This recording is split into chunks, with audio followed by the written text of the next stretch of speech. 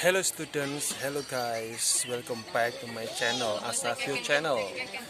Channel yang membahas tentang ilmu pengetahuan sosial. Sudah lama saya tidak upload kan, sekitar 1 atau 2 minggu. Sekarang saya posisi ada di pos pantau mangrove di Wonorejo ya. Jadi saya tepat berada di tepi pantainya. Untuk sampai ke tempat ini kalian harus naik kapal dari ekowisata mangrove, cukup murah karena hanya 25.000 untuk orang dewasa, dan untuk anak-anak itu ada 15.000. Nah, saya suka dengan kawasan mangrove seperti ini karena memang itu secara umum bisa memberikan manfaat positif bagi lingkungan. Jadi kita bisa melihat bahwa yang namanya mangrove itu patut untuk kita lestarikan, terutama kalau itu di kawasan pesisir, termasuk Surabaya, karena Surabaya kan kawasan pesisir yang harus dijaga supaya tidak terjadi masalah karena proses erosi oleh air laut. Nah, oke, kita lihat apa sih manfaat hutan mangrove ini bagi kita atau bagi kawasan pesisir. Secara umum ada 3 manfaat. Yang pertama adalah manfaat secara fisik, yang kedua manfaat secara kimia, dan yang ketiga manfaat secara biologi. Manfaat secara fisik, kita bisa perhatikan bahwa di kawasan mangrove itu merupakan suatu ekosistem pohon tanaman yang bisa berguna untuk menghadang gelombang atau ombak dari laut. Nah, ombak ini bisa kayak mengabrasi atau mengerosi wilayah pantai. Dalam jangka waktu yang lama, wilayah-wilayah yang sebelumnya merupakan daratan, dia bisa berubah tenggelam menjadi kawasan laut. Nah, adanya ekosistem mangrove, dia bisa mencegah abrasi dan juga menjaga garis pantainya tetap stabil, tetap sama seperti sebelumnya. Kemudian yang berikutnya, yang ketiga adalah membentuk sedimen yang baru. Maksudnya gimana sedimen yang baru? Sedimen yang baru ini adalah berbagai tanaman mangrove tadi, dia kan menangkap sedimen-sedimen yang berasal dari sungai ya, aliran sungai seperti itu. Dalam jangka waktu yang lama, sedimen yang terkumpul ini akan mengendap dan berubah menjadi daratan. Nah, kalau sudah menjadi daratan, otomatis bisa kita manfaatkan untuk beberapa tujuan tertentu, misalnya seperti mungkin mau dibuat pemukiman atau mungkin tempat usaha. Tapi perlu kita pahami bahwa pada saat terbentuk sedimen yang baru dan terbentuk daratan yang baru, bukan berarti kemudian semua hutan mangrove-nya dihilangkan, tidak. Jadi ada batas-batas tertentu di mana daratan yang terbentuk dari proses sedimentasi karena mangrove ini bisa kita manfaatkan. Harus mengikuti syarat dan ketentuan yang berlaku, tentu saja.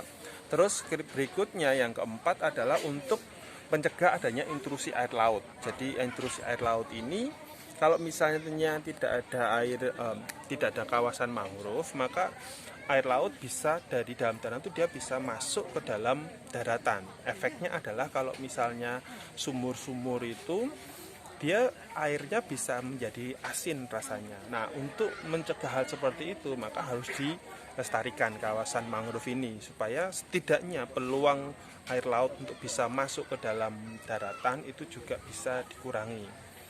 Itu juga manfaat secara fisik. Kemudian manfaat secara kimia itu ada beberapa. Misalnya kawasan dari daratan, yang kemudian kan mereka membuang limbah, entah limbah rumah tangga atau mungkin limbah industri, limbah pabrik di sungai. Otomatis untuk bisa mengurangi limbah yang mengalir di sungai ini, maka peran dari tanaman mangrove itu bisa dimaksimalkan. Mereka bisa membantu alam untuk menyerap limbah. Bukan berarti kemudian kita membiarkan limbah-limbah itu nggak apa-apa lah kita buang limbah, nanti bisa diserap sama mangrove. Nggak gitu juga kali, karena yang namanya apapun itu kalau dia melebihi batas, tangan saya capek. Kalau misalnya melebihi batas yang sudah ditentukan, otomatis ya tetap akan menjadi limbah. Kita misalnya makan aja juga kita kan ada batasnya. Gak mungkin semua makanan yang ada di depan kita banyak itu bisa kita makan semua. Nah seperti itu. Tapi kalau misalnya akhirnya tetap ada limbah yang mengalir ke sungai dan kemudian menuju ke laut, itu bisa diserap oleh mangrove, karena mangrove kan umumnya berada di dekat-dekat muara sungai yang banyak sungai-sungai besar itu. Kemudian juga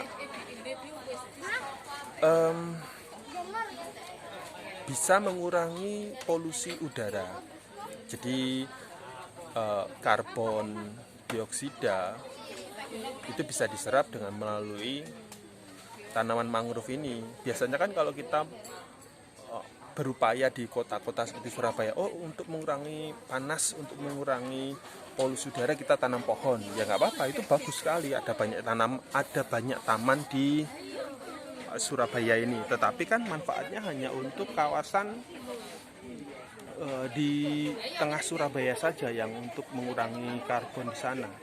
Tetapi tidak memiliki manfaat yang kompleks seperti kalau itu di kawasan pesisir mangrove. Jadi menurut saya dua hal ini itu tetap diperlukan. Salah satunya kita tetap membutuhkan adanya hutan mangrove untuk dilestarikan. Jadi untuk mengurangi polusi udara sehingga udaranya menjadi tetap lebih bersih gitu. Kemudian manfaat biologi ini kalau kalian perhatikan bahwa kawasan pantai itu kawasan yang dia itu banyak di di daerah mangrove itu ada banyak hewan-hewan yang tinggal dan berkembang biak di sana, baik itu hewan laut misalnya kayak sekedar udang, sekedar kepiting, ikan-ikan kecil, atau seperti burung-burung, kemudian hewan darat yang tinggal di mangrove itu ada banyak sekali yang harus kita lestarikan seperti itu. Nah, jadi kalau misalnya kawasan mangrove ini hilang, otomatis peluang dari berbagai fauna tadi untuk berkembang biak itu juga akan semakin susah. Karena salah satu cara untuk menunjang kuantitas dan kualitas keberagaman ekosistem laut itu adalah dengan keberadaan terumbu karang, kemudian kayak semacam yang kedua itu jelas mangrove, yang ketiga itu kayak alang-alang tapi di dalam laut. Apa sih namanya?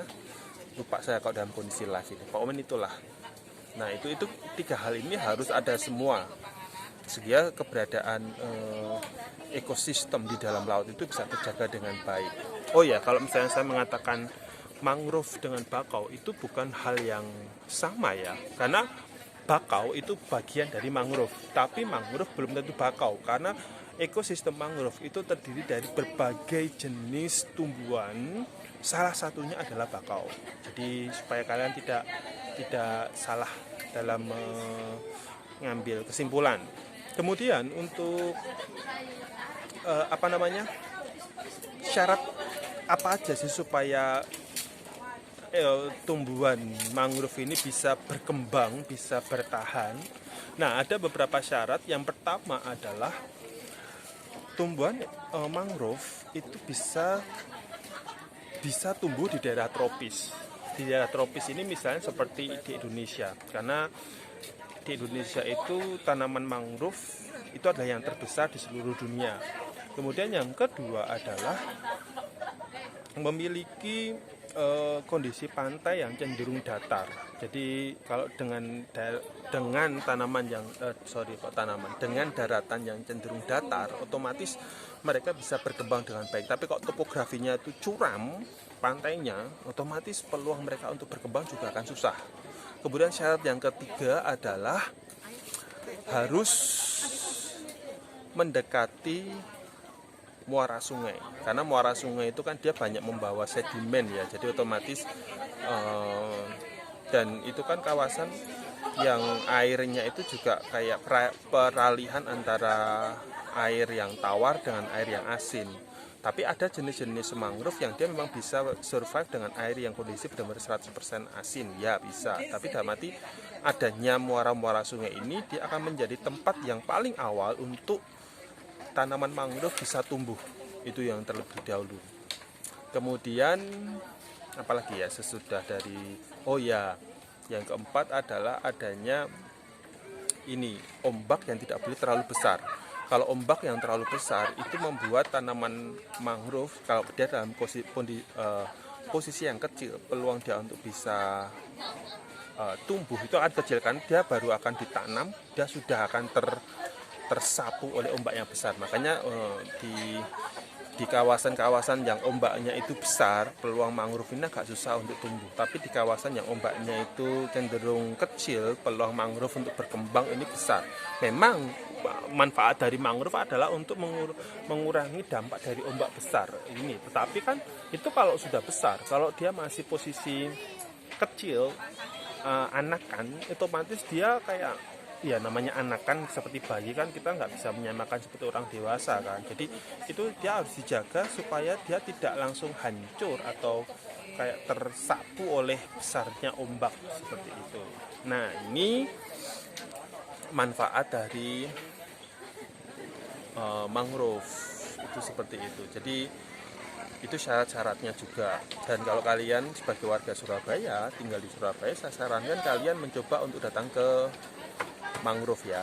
Jadi di Surabaya kan ada mangrove di Wonorejo, kemudian ada di Gunung Anyar, kemudian juga ada di Keputih, kemudian juga ada di Kenjeran, kemudian juga ada di